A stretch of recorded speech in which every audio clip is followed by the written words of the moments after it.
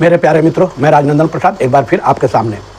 मित्रों, नियोजित शिक्षकों के संबंध में सोशल मीडिया पर बहुत सारी बातें आ रही हैं।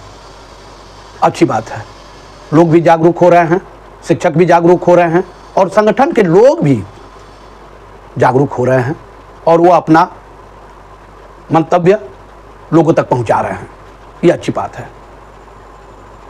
नियोजित शिक्षकों की स्थिति आज जो बनी है, आज जो स्थिति है, उसके लिए कुछ हद तक नियोजित शिक्षक भी, संगठन भी और सरकार, हम तीनों दोषी हैं।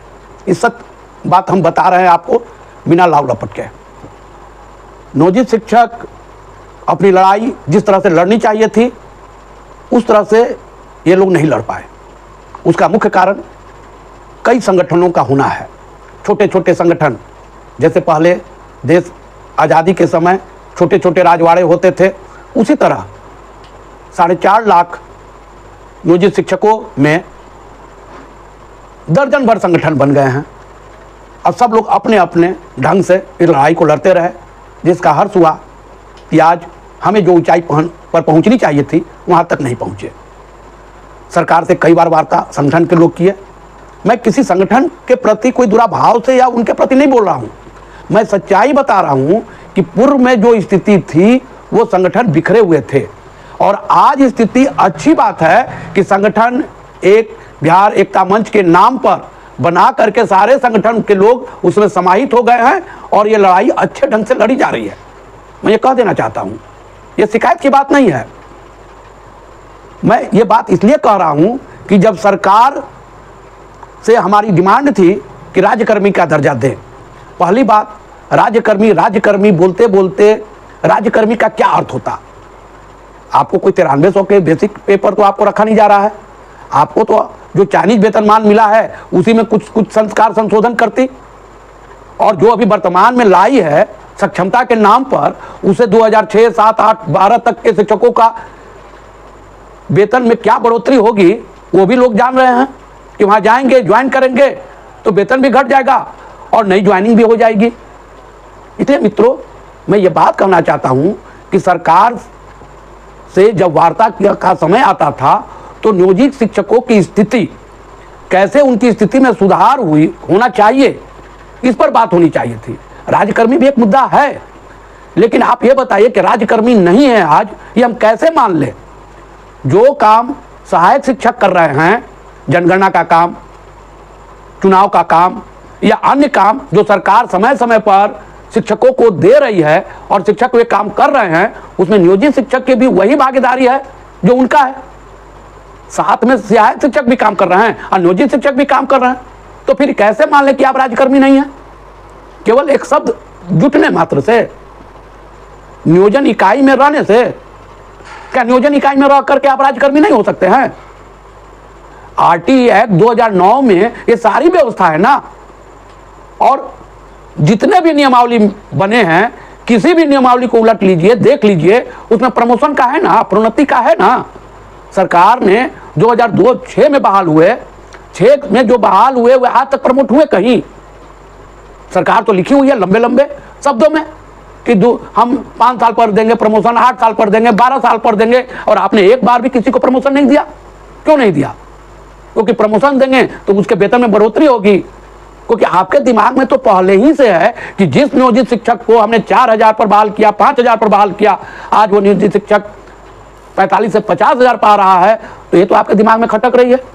और आपको कितना वेतन मिल रहा है, सरकार अपने पक्ष को देखे ना, कि उनको पहले कितना वेतन मिलता था, उनको कितनी सुविधाएं थी, उस हिसाब से वो अपनी सुविधा के लिए तो सब पार्टी के लोग एक साथ हो जाते हैं और विधानसभा और लोकसभा में पारित कर देते हैं और सबका वेतन एक दिन में बढ़ जाता है, वहां तो विरोध नहीं होता। लेकिन नियोजित शिक्षक जो समाज का सबसे महत्वपूर्ण अंग है, क्योंकि अगर शिक्षक नहीं हो तो समाज कभी भी बेहतर नहीं बन सकता है, रीढ़ है समाज का। और आपको सबसे ज्यादा नियोजित शिक्षकों के वेतन पर, उसके बढ़ोतरी पर आपकी नजर है। ये दुर्भाग्य की बात है। और संगठन के लोगों से मैं कहना चाहूंगा कि आप इस लड़ाई को लड़ रहे थे और पिछले विधानसभा का पूरा सत्र स्कूल 10 से 4 चलेगा, 9 से 5 चलेगा, इसी मुद्दे पर होती रही और सरकार अपना पूरा सत्र इसी मुद्दे पर लेकर के चली और फिर बीच में कोई मुद्दा आ गया कि सक्षमता परीक्षा 3 बार होगी कि 5 बार होगी। माननीय मुख्यमंत्री और माननीय मंत्री के आश्वासन के बाद भी माननीय मंत्री तो सब विधानसभा में कहा ना कि नहीं, सक्षमता परीक्षा 5 बार होगी, 3 बार ऑनलाइन, 2 बार ऑफलाइन। क्या आज हो रही है? मुख्यमंत्री ने कहा कि स्कूल 10 से 4 चलेंगे, क्या वो हो गई? नहीं। कहने का मतलब कि सरकार अपना सत्र शांतिपूर्वक निकाल ली और हम जहां थे वहीं रह गए। और सक्षमता के नाम पर सरकार नियोजी शिक्षकों के साथ खिलवाड़ कर रही है। मैं ये नहीं कह रहा हूं कि आप परीक्षा दीजिए या नहीं दीजिए, ये आपके विवेक पर है, लेकिन एक बार निश्चित तौर पर आरटीई एक्ट 2009, माननीय उच्च न्यायालय का आदेश और शिक्षक नियमावली 2020, ये तीनों को पढ़ लें, उसके बाद आप निर्णय लें। जहां साफ साफ माननीय उच्च न्यायालय ने कहा है कि इनको वेतन में बढ़ोतरी कीजिए, इनको प्रमोशन दीजिए, सारा चीज लिख दिया, ग्रेचुइटी दीजिए, ये दीजिए, वो दीजिए, और सरकार इस पर नहीं बात कर रही है। मेरे मित्रों, आप भरोसा रखिए, संगठन के लोग भी कह रहे हैं कि अभी 90 दिन पूरा होने दीजिए, 90 दिन के बाद वे कंटेम्प्ट में भी जाएंगे और 4 जून के बाद सरकार खुद बैकफुट पर आएगी।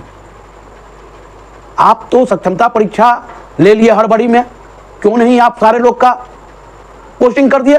क्योंकि आपको डर था कि हम पोस्टिंग जब देहात में करेंगे, इधर उधर करेंगे, लोग से त्याग पत्र लेंगे, हल्ला हो जाएगा, तो सक्षमता परीक्षा 2 के नाम पर कोई आएगा ही नहीं। और सच्चाई भी है कि आज सक्षमता परीक्षा 2 के लिए 3 दिन में 1000 से भी कम फॉर्म भरे गए और 100 से भी कम लोगों ने पैसा कटवाया। और आपने समय कितना दिया? 8 दिन का, क्योंकि आपको मालूम है ज्यादा आप बढ़ाएंगे, हमें यह भी मालूम है, क्योंकि जब लोग भरेंगे ही नहीं तो आप विवश होकर बढ़ाएंगे।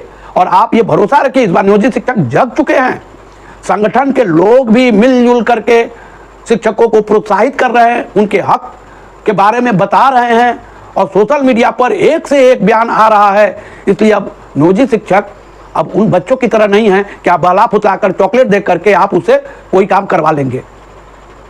मित्रों, आप लोग खुद सोचिए कि सरकार आपको कैसे कैसे बरगला करके सक्षमता के नाम पर नई बहाली करेगी, और यही बहाली 4 लाख जब हो जाएंगे, चले जाते हैं, तो सरकार कहेगी 2 लाख उधर बहाल किया, 4 लाख इधर किया, 6 लाख हमने बहाल कर दिया, पूरे भारत में मैंने विश्व कीर्तिमान बना दिया। जबकि सच्चाई यह है कि 4 लाख टीचर पिछले 18 साल, 16 साल, 12 साल, 10 साल से कार्य कर रहे हैं। आप शिक्षकों का ठगने का काम न करें। प्यारे मित्रों, आप लोग जगह संगठन का साथ दें, संगठन भी अच्छा कार्य कर रहा है, संगठन के लोग भी अब समझ चुके हैं कि संघ की एकता ही सबसे मजबूत एकता है, और हम लोग भी संगठन को और ताकत प्रदान करें, हर तरह से ताकत उन्हें दें ताकि वे हमारी लड़ाई लड़ सके। इसलिए मित्रों, संगठन पर भरोसा कीजिए। मेरे प्यारे मित्रों, दिन सबका बदला है, आपका भी बदलेगा। 4 जून का इंतजार कीजिए, मतदान अवश्य कीजिए। मतदान करने से भी बहुत सारी समस्या का निदान हो जाता है। लोकतंत्र का ये तकाजा है कि मतदान से बड़ी बड़ी समस्या का समाधान हो जाता है। इसलिए आप उस समाधान की ओर बढ़िए, डरिए नहीं। आप अपने हक की लड़ाई को आगे बढ़ाइए, मतदान के द्वारा इस लड़ाई को जीतने की ताकत बनाइए, क्योंकि 2024 और 2025 ये 2 बड़ी लड़ाई आपको लड़नी है। उसके बाद देखिए, आप जो चाहेंगे आपको सरकार देगी। सरकार घुटने के बल पर आकर के आपके सारे मांगों को पूरा करेगी।